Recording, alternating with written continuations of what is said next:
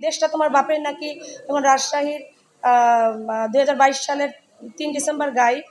তো তারপর থেকে গণসমাবেশে হ্যাঁ অনেক সবচেয়ে সাকসেসফুল সমাবেশ হয়েছে সেইটা, রাজশাহীর গণসমাবেশ।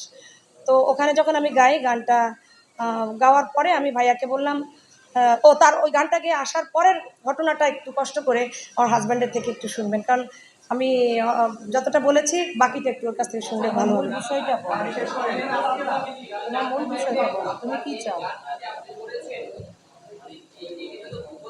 জি জি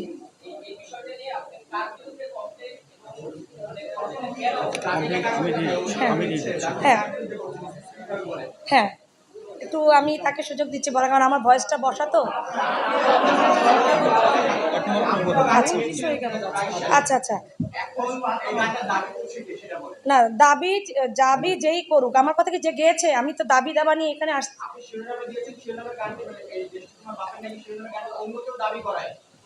হ্যাঁ হ্যাঁ দাবি হ্যাঁ হ্যাঁ আচ্ছা অন্য কেউ হচ্ছে আমি যতটুকু ও আমার গায়ে হ্যাঁ আমার সাথে যে মেয়েটা ক্রস সিঙ্গার ছিল মৌসুমী চৌধুরী, ঠিক আছে আমি কিন্তু ক্লিয়ার করে বলছি যেভাবে চিনি আমি মেয়েটাকে। হ্যাঁ মৌসুমী চৌধুরী ওই মেয়েটা গিয়েছে এবং ও মাইক্রোফোনে আমি মাঝখানে একটা তথাকথিত একটা ইউটিউব চ্যানেলটা কি হার্ট হার্ট নাম যেন, আমার আসলে নামটা যা থ্যাংক ইউ ভেরি মাচ। তো ওইখানে আমি আমাকে অনেকে মেসেঞ্জারে পাঠালে তখন আমি দেখি যে ও বলে যে ওকে বারবার প্রশ্ন করা হয়, তো ও তখন বলে যে গানটা আমি করেছি ওটা ক্লিয়ারলি বলে, বাট কবে কখন করেছি ওটা ক্লিয়ারলি ওর কাছ থেকে আমার ধারণা মতো আমি শুনতে পাইনি, জানি না জার্নালিস্টরা শুনেছে কিনা। তো আমার কথা হলো একটা গানের আমি একজন সিনিয়র শিল্পী হিসাবে, যেহেতু সে আমার সাথে একই মঞ্চে, যেখানে স্টিল ইথিনবাবু ভাইয়া গীতিকার ইথুনবাবু ছিলেন একই মঞ্চে, আমরা প্র্যাকটিস করার পর একই মঞ্চে আছে এবং ও সাইডে গাইছে, তাহলে ওর কি একটাবার উচিত ছিল না যে যে আমাদের এই গানটা সর্বপ্রথম রুকসানা আপু গিয়েছেন, তারপরে আমি পরবর্তীতে রেকর্ডিং করেছি বা এই করেছি বা যেটাই হোক, এটা হচ্ছে একটা সিনিয়র জুনিয়র ব্যাপার, যেটা সেটা আমার কাছে খুব আত্মসম্মানে লেগেছে। বিএনপি জাতীয়তাবাদী দলের ইন্ধন যোগাচ্ছে, ইন্ধন যোগায় এই যে দেশটা দে জেল ভেঙে দে, হ্যাঁ জেল ভাঙার আপনার মেয়েকে, যুদ্ধ চাওয়ার আপনার মেয়েকে, তো এত খারাপ কথার গান এই গানটা এটা করেছে ইথুন বাবুর কথায়, যেহেতু গানটা আমি গেয়েছি, তো উনি আমাকে বলেছে যে আম্মাকে বলছে, তা আম্মা বললো কি যে বাবা, আম্মা তখন নিজেকে একটু সেভ করার জন্য, মা তো সবারই এখানে মা আছে, কারো মা বেঁচে আছেন, কারো মা মারা গেছেন, এই তো কিন্তু আমাদের মা, তো মা বলছেন আমার জলজ্যান্ত ছোট ভাই বেঁচে আছে, আমার মা তার সাথে কথা বলার সময় আমার ভাইকে মেরে ফেলেছে। তো আমি কথা পাশ থেকে শুনতেছি, বাবা আমার তো কোনো সন্তান নাই, তুমি হচ্ছে গিয়ে আমার সন্তানের মতো, বাবা আমার আমার এই মেয়েটা আছে আর আমার আমার কোনো সন্তান নাই, বাবা আমার কোনো ছেলের সন্তান নাই, তুমি আমার ছেলের সন্তান, বাবা তুমি আমার মেয়েটাকে রেহাই দাও বাবা। ও তো মিউজিক করে প্লাস ও আসলে গান করতেছে এখন এই সময়ে, যে তাকে দিয়ে গান করাবে সব ধরনের গানই তো করা উচিত, একটা শিল্পীর তো শুধু যে একরকম গান করবে সুরে মানে প্রেমের গান গাইবে বা বিভিন্ন রকম সাবজেক্টে গান গাইবে, সব ধরনের গানইও করতেছে, বিরহের গান করতেছে, বিচ্ছেদী গান করতেছে, লালন সাইজির গান করতেছে, বাবা তো তুমি আমার মেয়েটাকে এখনের মতো আমি তোমাকে ছেলে ডাকছি আজকে থেকে, তুমি আমার মেয়েটাকে এবারের মতো মাফ করে দাও। তো আমি তোমাকে এখন মানে মুসলেকা দেওয়ার মতো উনি বললেন যে আমি তোমাকে এখন ইয়ে করলাম, মানে বলছি আজকে থেকে আমি মা হয়ে তোমাকে কথা দিচ্ছি, আমার মেয়ে কোনো দিন আর এই ধরনের গান গাইবে না। তারপর থেকে আমার মায়ের নিষেধ ছিল এবং অনেকে জানতো যে তখন আমার হাজব্যান্ডের সাথে একটু আমার সম্পর্কটা ভালো যাচ্ছিল না। পরবর্তীতে অনেক যুদ্ধ ভিতর থেকে পার হচ্ছিলাম, আমি এই বাসায় একদিন ওই বাসায় একদিন, কখনো কখনো আমি শো থেকে যখন আসি প্রোগ্রাম থেকে আমার পিছনে বাইক নিয়ে আমাকে ফলো করা হয়, ইভেন আমাকে শান্তিনগরে যে আপনার যে মোড়টা যে মোড়টা ওই মোড়টায় আমি বিএনপির গণসমাবেশে গান করে আমি পয়লা বৈশাখের দিন, আমার খেয়াল নেই এটা কয় বছর আগে, তখন খুব গরম, যে দে জেল ভেঙে দিয়ে সব জায়গায় বাঁচতেছে।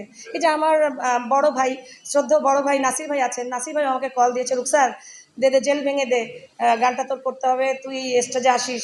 আমাকে বাবু ভাইয়া কল দিয়েছে। আমি কিন্তু অনেকের কল আসতেছে আমার কাছে। গীতিকার গাজী মাজারুন আনোয়ার স্যারও, উনি এখন প্রয়াত, আমাদের শ্রদ্ধেয় গীতিকার, তো সুরকার, উনি আমাকে কল দিয়েছেন যে আমাকে ওই স্টেজে আসতে হবে, গাইতে হবে। তো আমি ওই স্টেজে খুব ভয়ে ভয়ে আম্মার কাছে দোয়া নিয়ে বললাম, মা যা আছে কপালে আমি যাই, দেখি। আমি তো অনেকগুলো মিস করছি, অনেক জায়গাগুলো যেতে পারিনি। হয়তো সবারই ধারণা যে দেশটা স্বাধীন হবে না, কখনো কখনো হবে না। এই স্বৈরাচারীর হাতে আমাদের বন্দি থাকতে হবে, জিম্মি থাকতে হবে।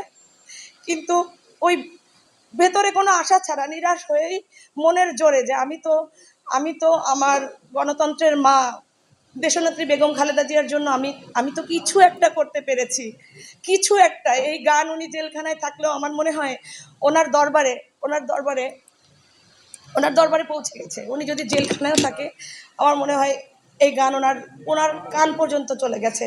আমার মনে হয় এই গান আমাদের দেশনায়ক তারেক রহমানের কান পর্যন্ত চলে গেছে।